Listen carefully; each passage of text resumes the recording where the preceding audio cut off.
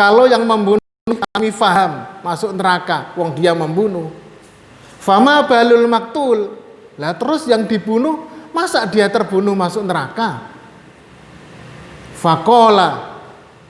Lalu Nabi menjawab, li'annahu arada qatla sahibihi, karena dia sudah punya niat keinginan untuk membunuh saudaranya. Hanya waktu itu mungkin dia tidak mendapatkan keberuntungan. Bukan dia yang membunuh, tapi dia yang terbunuh. Tapi dalam dirinya dia punya keinginan untuk membunuh. Meskipun akhirnya dia terbunuh. Lah keinginan inilah yang dicatat oleh Allah. Meskipun dia akhirnya terbunuh karena dia punya niat membunuh. Seandainya dia itu punya kesempatan membunuh, tentu dia yang membunuh, maka dia pun masuk neraka. Ya, ini memang namanya sudah jatuh ketiban tangga, sudah terbunuh masuk neraka lagi. Karena sama-sama niatnya membunuh. Jadi Allah melihat dan mengukur, menimbang dan menilai, yang dinilai adalah niat. Fasawwatin niyatu al-fasidatu wal iradatu sayyi'atu baina qatilin mustaujibin linnari. Dengan demikian niat yang rusak dan keinginan yang jahat di antara para pembunuh itu mewajibkan atau mengharuskan, meniscayakan dia masuk neraka.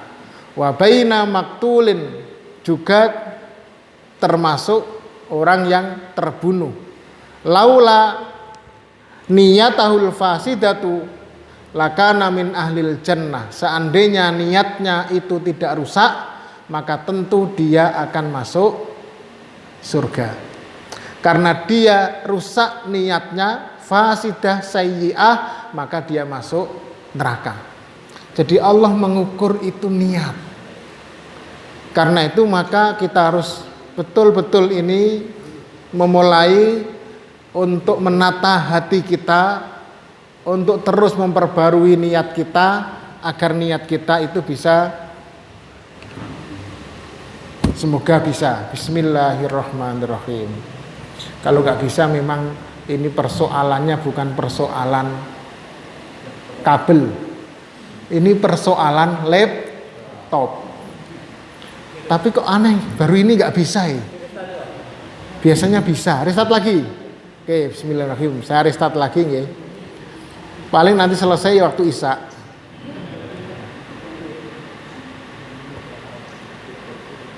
Ya.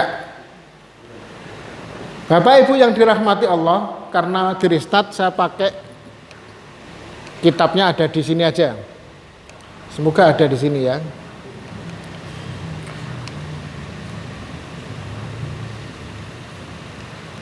Ya.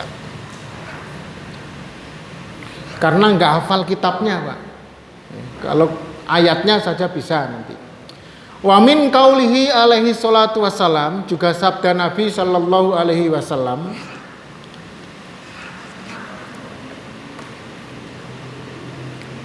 ayyuma rajulin, siapapun itu seseorang, siapapun itu, asdaqa imro'atan sodakon, dia memberikan nafkah istrinya dengan suatu nafkah, wallahu ya'lamu annahu la yuridu ada'ahu ilaihi, tapi dia tidak menghendaki untuk melakukannya, faharraha billahi wastahalla farjaha bil batili, maka Allah menghinanya dan menghalalkan istrinya itu dengan cara yang batil. Laqiyallaha yauma yalqahu wa huwa zanin, dan dia akan bertemu Allah pada hari itu dengan zan, dengan gundah, dengan sedih. Wa ayyuma rajulin adzana min rajulin dainan, siapapun orang yang dia membayar hutang orang lain, wallahu ya'lamu minhu annahu la yuridu ada'ahu ilaihi, tapi sebenarnya dia itu tidak mau membayarnya, dia bayarnya hanyalah terpaksa, faharrahu billahi, maka Allah akan menghinakannya, wastahalla malahu bil batili, dan Allah menghalalkan hartanya itu dengan cara yang batil. Laki Allah azza wa jalla, dia akan bertemu Allah yaumal liqa'uhu wa huwa sarikun, pada hari dia bertemu nanti sementara dia dalam keadaan sarik, dia mencuri. Ini bisa barusan ini. Ya. Sudahlah. Kalau sudah terus-menerus, saya kira itu sudah waktunya untuk menyerah. Saya jelaskan, seseorang memberikan infak, bapak-bapak semuanya di sini, ketika punya istri, maka nafkah yang terbaik, mohon didengarkan dan ibu-ibu tidak usah kemudian kepalanya diginikan ya. Maka nafkah yang terbaik adalah seorang ketika dia memberikan nafkah kepada istrinya, pahalanya sangat besar. Ya, ketika seorang suami memberikan nafkah pada istrinya, maka itulah pahala yang terbesar bagi seseorang. Tetapi ketika dia memberikannya dengan cara terpaksa, tidak ikhlas, bahkan kalau bisa dia tidak ingin memberikan nafkah pada istrinya, maka kata Nabi, Allah akan menghinakannya. Dan Allah, kata Nabi, menghalalkan istrinya itu dengan cara yang batil.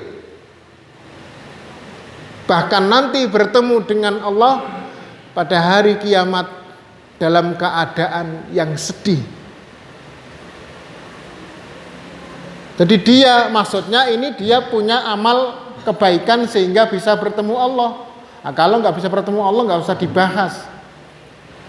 Ini orang baik tetapi tidak ikhlas memberikan infak nafkah kepada istrinya. Yang kedua, dalam hadis ini dikatakan, jadi niat ya, meskipun dia memberi tapi niatnya tidak ikhlas dengan cara terpaksa.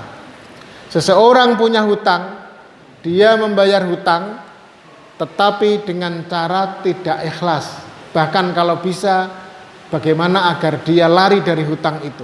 Karena terpaksa maka dia membayarnya.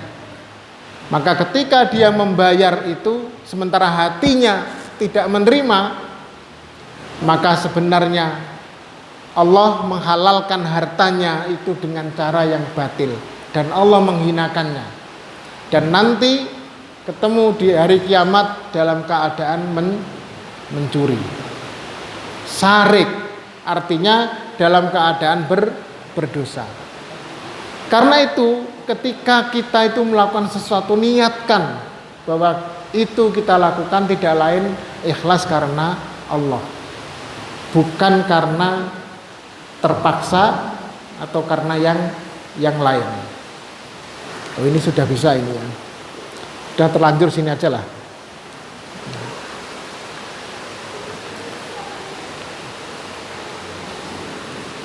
Hadis ini diriwayatkan oleh banyak perawi ya. Saya sebutkan hadis tadi.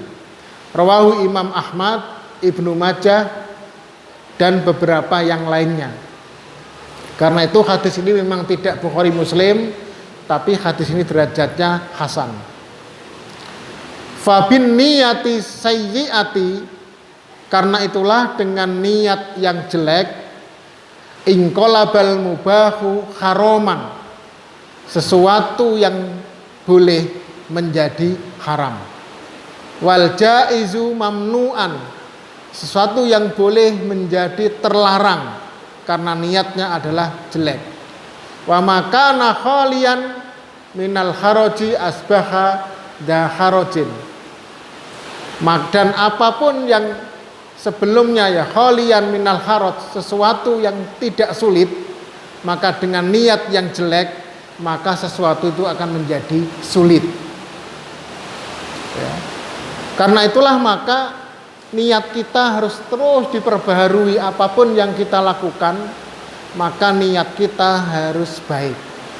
Karena kejelekan niat akan mempersulit kita baik di dunia maupun di akhirat.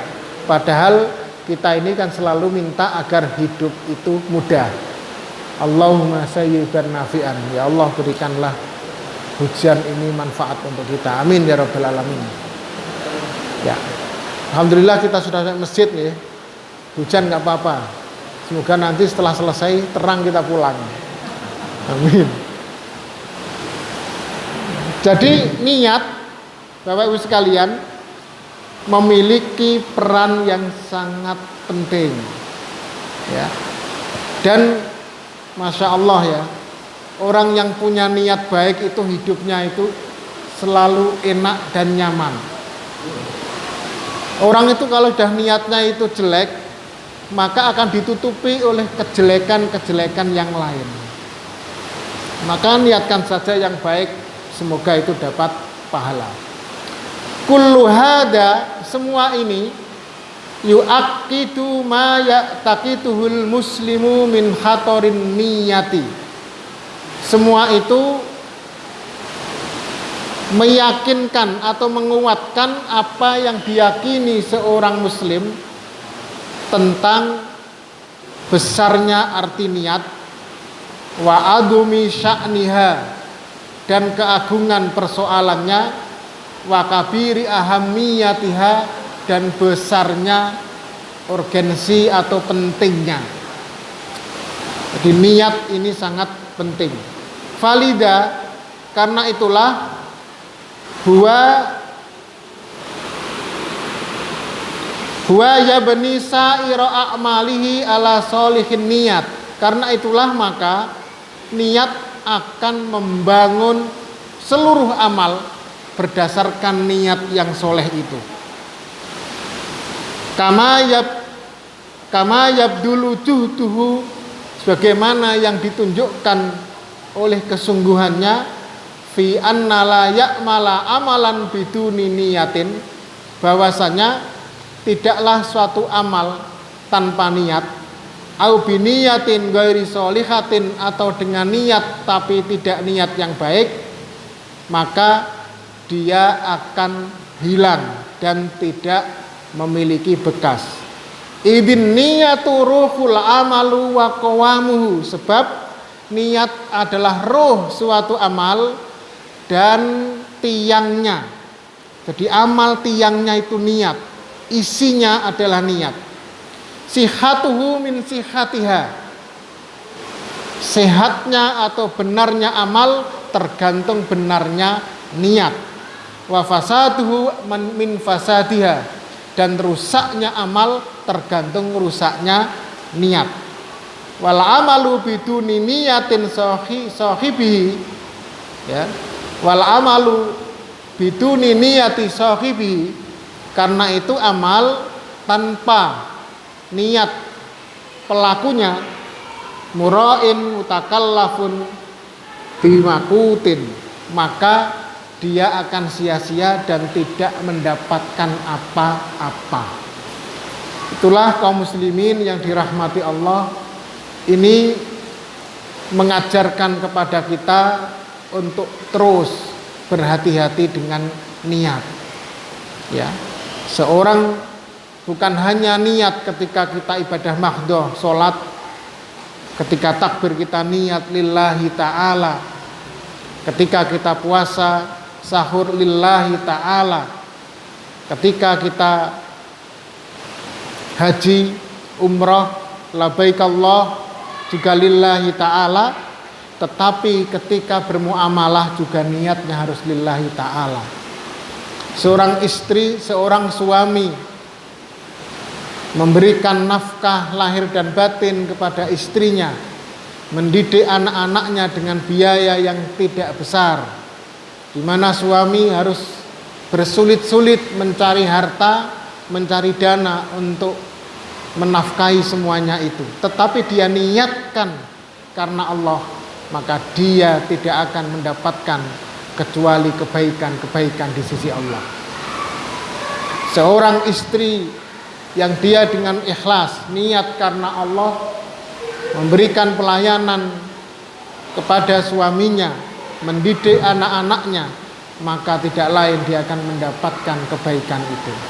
Juga begitu seorang anak, dia bersungguh-sungguh kepada kebaikan orang tuanya, ya, memberikan nafkah, sedekah kepada orang tuanya, menyayanginya, maka dia dengan niatnya itu akan mendapatkan kebaikan. Meskipun kadang-kadang kurang, tapi karena kondisinya, ya Allah, saya ingin memberikan orang tua saya mencukupi sekian, tapi kondisi kami sekarang dalam kondisi sulit, maka kami tidak bisa memenuhi 100%. Niatnya itu yang akan dicatat oleh Allah Subhanahu wa ta'ala. Wa kama ya'taqidul muslimu, sebagaimana diyakini oleh seorang muslim. Ini sudah isya nggih? Sudah jam 7? Oh ya, lagi lah. Annan niyata ruknul a'mali wa syuru wa syartuha. Sebagaimana diyakini seorang muslim bahwasanya niat adalah rukun dari perbuatan dan syaratnya. Jadi rukun itu artinya perbuatan itu punya rukun atau unsur. Salah satu unsur yang harus masuk dalam perbuatan adalah niat.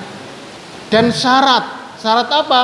Syarat untuk diterimanya perbuatan itu oleh Allah Subhanahu wa ta'ala, maka syaratnya harus ada niat.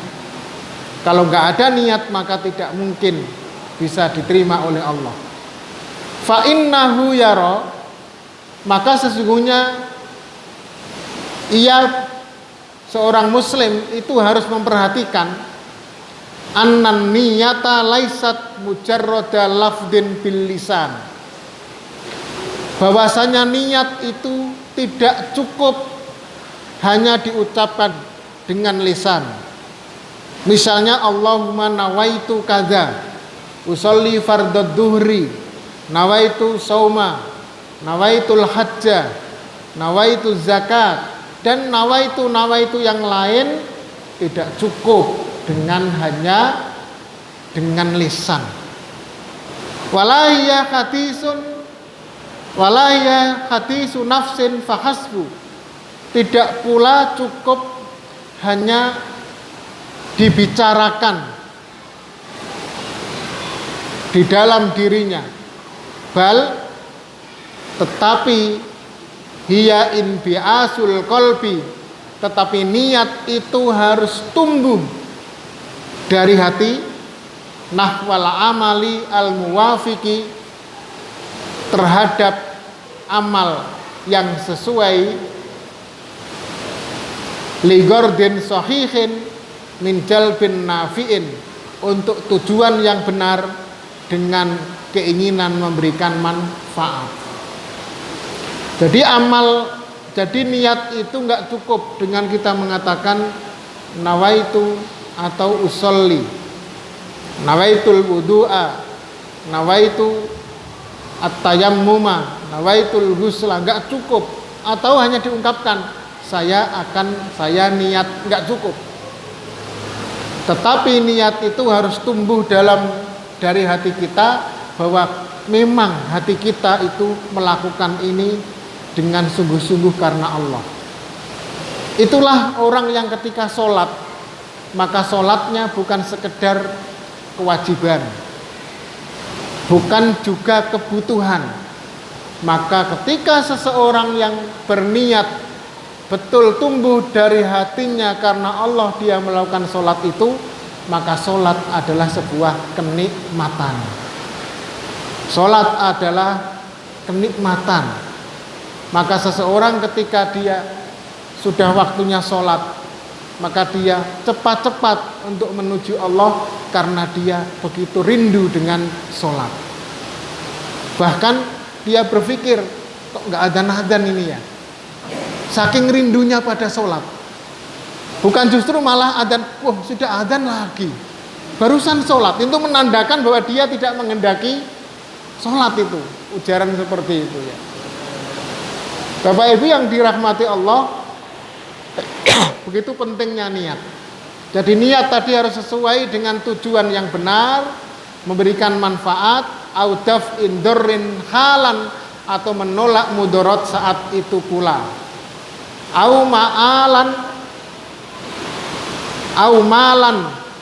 ya, atau memberikan manfaat dalam bentuk harta. Kama hiyal iradatu al mutawajjahatu tujahal fi'li libtigai ridallah aw imtithali awamirihi. Sebagaimana memang keinginan seorang muslim harus senantiasa tertuju kepada perbuatan yang diridhoi oleh Allah dan dalam rangka untuk mentaati perintah-perintahnya. Hadirin kaum muslimin yang dirahmati Allah, ini masih tinggal satu bait lagi selesai tentang niat. Jadi niat sekali lagi adalah persoalan yang sangat urgen, sangat penting di dalam Islam. Karena itulah maka marilah kita senantiasa memperbaiki niat kita di dalam melakukan apapun perbuatan itu. Kalau niat itu baik, tentu perbuatan yang kita lakukan pasti baik. Tidak mungkin orang mencuri kok niatnya baik. Ya, tidak mungkin pula orang melakukan maksiat niatnya itu baik. Kalau niat baik harus diikuti oleh perbuatan yang baik dalam rangka mencari ridha Allah Subhanahu wa taala. Sedikit lagi atau ada pertanyaan, masih ada waktu 10 menit. Oke, monggo. Pak. Semoga bisa terdengar. Waalaikumsalam warahmatullahi wabarakatuh.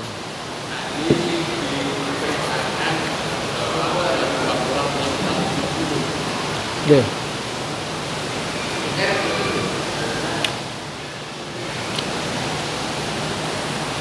Terus Budi, pun tentang apa?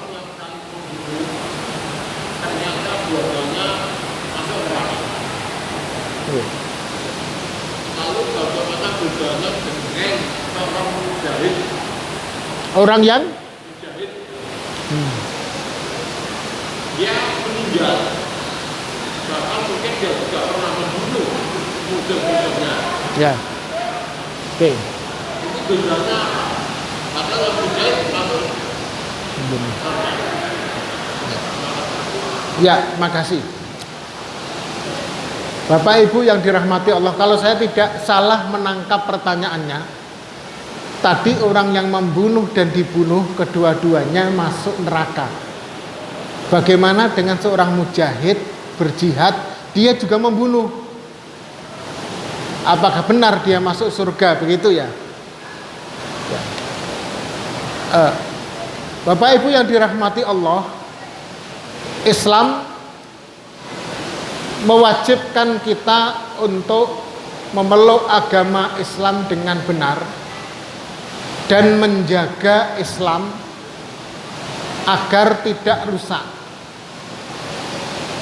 Karena itulah maka di dalam Islam dirumuskan oleh para ulama disebut dengan namanya maqasid syariah.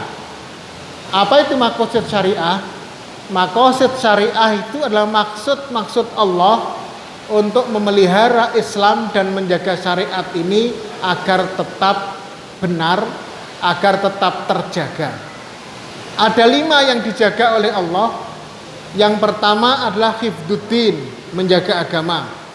Yang kedua hifdzun nafs, menjaga jiwa. Yang ketiga hifdzul aql, menjaga akal. Yang keempat hifdzun nasl, menjaga keturunan. Yang kelima hifdzul mal, menjaga harta. Lah yang ditanyakan Bapak ini terkait dengan yang pertama, menjaga agama hifdzuddin. Allah mewajibkan sesuatu dan mengharamkan sesuatu untuk menjaga agama. Apa yang diwajibkan? Menjaga agama yang diwajibkan adalah sholat. Maka sholat itu menjaga agama. Perintah untuk sholat itu menjaga agama. Karena itu maka orang yang tidak sholat oleh Nabi dikatakan kafir. Al-farqu bainal muslimi wal kafiri as-sholat.